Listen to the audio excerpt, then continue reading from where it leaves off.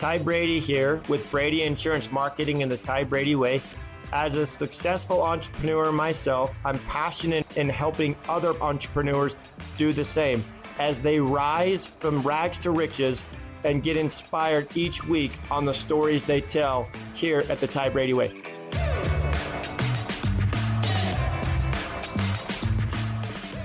Welcome back to another episode of the Ty Brady Way.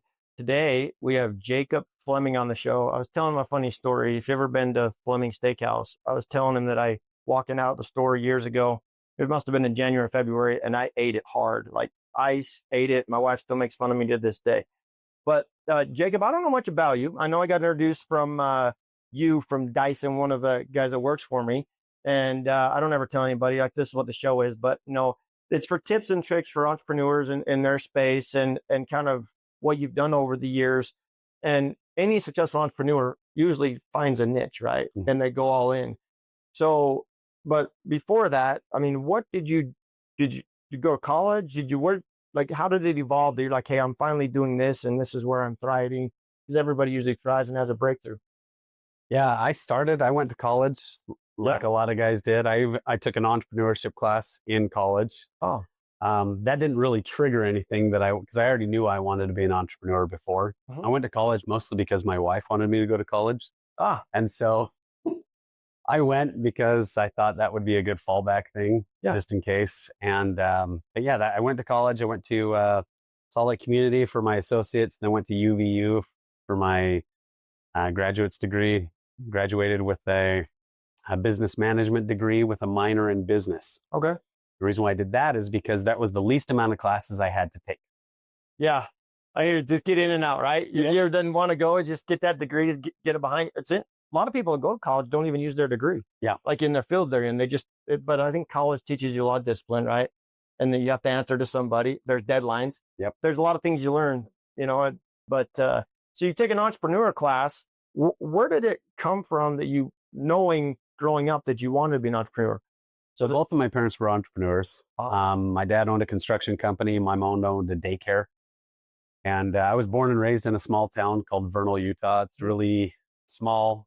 And like everybody knew everybody, which is awesome and not awesome. Yeah. Especially if you were doing stupid stuff, which I always did. And so that made it difficult to hide that from my parents much. But I saw what they went through and the struggles that they had as an entrepreneur. They never really grew the business to where they could have employees or they could step away. And that was one thing I wanted to do, is I wanted to build a business and be able to sell them and then start another one and sell it. And that's kind of the route that I've taken. And it's been a lot of fun. So what was one of your first ideas / businesses that you ran? So I was working for a big staffing company. So like temp staff, you call up, you say, I need 5 people, and they show up. That's the job that I was in. I had a niche where we focused in mostly warehouse and logistics personnel. And I was working for a really big, large company. They were a nationwide company, and we helped them grow and take off in the Salt Lake City market. And I was doing that, and I realized it's not what I wanted to be doing, is working for a big company. And so I got poached by a smaller company to help, where I'd be able to grow into some ownership with this smaller company. And I did that. I went and did helped grow a small company. That one took off, and it's done really well. And it was a lot of fun, and learned a lot. Learned what not to do mostly. Yeah. And then I ended up separating with that company and started a recruiting company where we recruited CDL drivers nationwide. And we were need there. Yeah, massive need. And so we worked with some of the biggest trucking companies in the country. We supplied CDL drivers, and we just did that. And I ran that for a few years and sold that business, and then started up another one. So I have a buddy that actually does a lot of the testing for CDL drivers. And a lot of people understand all the requirements to get somebody on the road, to make sure the roads are safe, and all the requirements of quarterly or yearly and all the physicals. It's amazing. Oh, yeah. And now they're requiring an English test now because of the big accident they had in Florida with somebody who came into the country illegally, killed a family, and just essentially drove over the top of them. I did not know that. And so now they're pushing that to be a requirement as well. So yeah, I just, these why checkers go through a lot. I wonder why they, I mean, I guess you got to understand. Wow. I did not know that. Yeah. So you started in the CDL business. At what point did your, was it out of a need or a niche that you're like, hey, this is what I'm like, why did you go the CDL route when you saw it in staffing? Because you go from logistics, which is obviously needed as well, especially with today, everything is directly shifted to your house. But then how did you see the need in CDL? So I just saw the opportunity. One of my customers was that I did the staffing for, had a big need for it. And I thought, hey, this is a good thing to fulfill for them. And I worked with a nationwide, it was a company that's based in Salt Lake, and I worked with them, and they're a big company. They've got 5,000 employees. And so I helped them. I became their number one third-party recruiter in the country. And so we built a good relationship with them. But before, what really made that is just I saw a need and I created a company that fulfilled that need. What were the first couple of years like? I'd never recruited in my life, especially for CDL drivers. Yeah. And so it sucked, actually. It did? Yeah, especially the first 6 months, like getting the script down and trying to, and then the marketing down and trying to get applicants, because I mean, now there's a massive need. Before, it was even bigger. It was just a massive need for CDL drivers. And so everybody was looking for CDL drivers. So you're competing with people that have been in the business for a long time, started a company out of a need. Yep. And you're like, I got to do this. I got to figure it out. And we did. We figured it out. We spent a lot of money trying to, on different platforms like Indeed and ZipRecruiter and some of these other places. And you could, at least for recruiting standpoint, you can sink a lot of money into those and not generate a lot of benefit from it. And so they're great platforms. They do really well. But if you don't know what you're doing, that makes it really tough. And so we learned through several different things. And there's these other recruiting companies that the recruiting sources that I tried to use that never worked at all. Yeah. And so for me, just finding that niche, that need, and being able to find a way to fulfill those needs. And so I started bringing in people. Once I started getting it dialed in, I started bringing in people, training them, and then they were able to then help as well. And we were able to grow the company to where it turned out to be a pretty good one. Like I said, we were their number one third-party recruiting company in the nation. There's a lot of similarities with what I do, recruiting and training and finding the way to find that person and then draw them in, right? Mm-hmm. What's the value proposition? So, and then get it, and then making sure that when you fulfill it, that they're happy with the end result. Yep. When you're going through that process, the 6 months is hard. You tried a lot of different things. It's time or money, in my opinion, right? You're spending money or time or both trying to figure it out. When did it finally this ta-da moment, or when you're like, okay, I got this figured out, and then you're able to scale it and sell it? Once I started seeing success in the recruiting, and I watched a YouTube video with, can't remember who it was, but he talked about this cycle that comes up like this. You start off, you come up with this idea and it's super exciting. And you're stoked and you're like, man, this thing is going to kill it. I'm going to make $1 million. I'm going to be, and you're excited. And then reality starts setting in. I got to freaking work. I got to find this thing, and it's going down, the energy level is just tanking. Yes. Because you figure out during this section is the hardest part of you got to figure this crap out. And I was down there, and that's where most businesses fail, within this downslope. Everybody's excited to start a business. And then once they figure out how much friggin' work is involved in it, they're like, scrap that. And maybe they sit down there and they're just, because you'll ride down here just a little ways before it starts to take off. But when it takes off, usually it has this curve that really significantly increases, because you've gone through that valley. Mm-hmm. And so when I did it, I was in that valley and thinking, this is sucks. And then I started seeing some success. I started figuring it out, but I just kept pushing. And, and work ethic helps a ton. You just keep working and keep pushing. And most people will just quit during this time. They're like, okay, that was a bad idea. It doesn't work. And the idea wasn't bad. It's that either you didn't figure it out or work hard enough, or you didn't have enough funds to float you during that time. And then people bail out of the company. And so when I was going through that cycle, it was when I started seeing some success myself, bringing in CDL drivers. And I started bringing people in and then teaching them what I did to be successful. And then they can then bring people in and build their own groups, and they could teach people. And I created a platform that they could go in. It was just basically on Google Drive because it's cheap. Yeah. And so we created that training material and all of that stuff so that I could essentially duplicate myself and what I've learned to be successful into a whole bunch of other people. And it worked out really well. You bring up a good point, is that I think sometimes people want to come in and reinvent. Yep. Right. And you're seeing success. And I always encourage people, find a good mentor and see what they're doing. And then once you've got that down, then you can add to it. Because coming in and because you went up through this valley, right? And then that back down. And if you stay with the course, it is proven, right? If they stick in it long enough. So the power of duplication is powerful too on the back end, because you had that success and you went through that valley. What got you through that valley? I knew that there was a need, and I saw other people doing it and having success. And I'm competitive by nature. And I thought, if those guys can fricking do it, then I should be able to do it. Yeah. And so I always thought to be an entrepreneur, or the way for success is you had to have a business, or you had to come up like an idea, a product that you had to then, if I could invent this product, then it would be an automatic thing to make me successful. That's doesn't have to be the case. In fact, that would be more difficult because you don't have other people being successful in that, because it's a new product. Yeah. And so for me, I was able to see all of these other companies and all of these other big groups of recruiting companies that were having tons of success recruiting people. And I thought, why am I not being able to do this?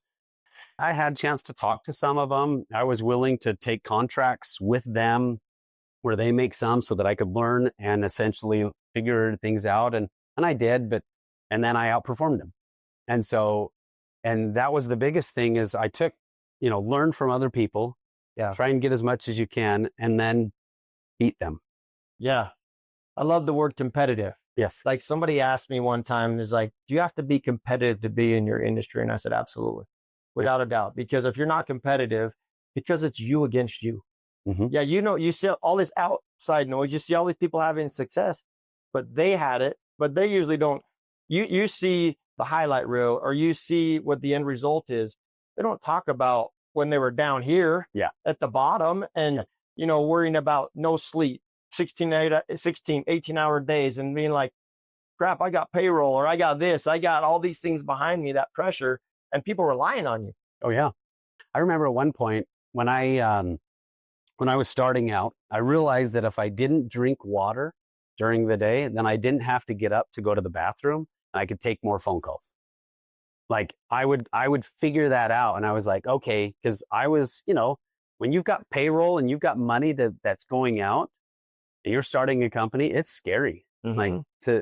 And this is what you kind of thrown it all in, you burn the bridge, you're like, this is it. I'm into this thing. And so I realized that it's like, no, I need to provide for my family. I need to make sure we don't lose our house, and my wife was getting really nervous too, because she's like, how long are we going to run with this before? She's like, you should probably just go get a job somewhere else. And it's like, I can't do a job. Yeah. I'm not a very good employee. And so, when I started, I was like, okay.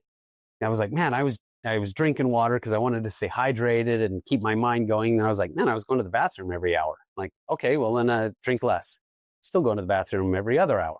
Okay, drink less. It's like, oh, well, I just don't drink until the end of the day because I didn't want to go to the bathroom and miss an opportunity to take phone calls. So like, it's intense. And people are always like, I don't want to do that. Then, okay, that's fine. You don't have to. You might be smarter than me and smarter than some of the other people. And that's okay.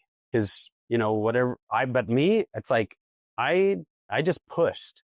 Whatever I couldn't figure out in my brain, not the sharpest tool in the shed, but I pushed through it and I worked hard enough to be able to push through it and make it happen. Man, I think competitive, another word comes is sacrifice. A simple thing like, I didn't want to miss a phone call. I didn't want to miss an opportunity I'm not going to drink water, because you don't know when that phone rings, what that's going to turn into. Yep. And now we're in a day and age where everyone wants to just send an email and like, oh, get on my calendar. It drives me crazy. I'm like, pick up the phone and call me. Yeah. You want to talk to me? I don't want your administrator to book appointment and then you want to get on a Zoom call for an hour. I got 15 minutes. What's your pitch? What do you want? Is it going to work? Yes or no? And the first question I ask them is like, do you even know what I do? No, I don't.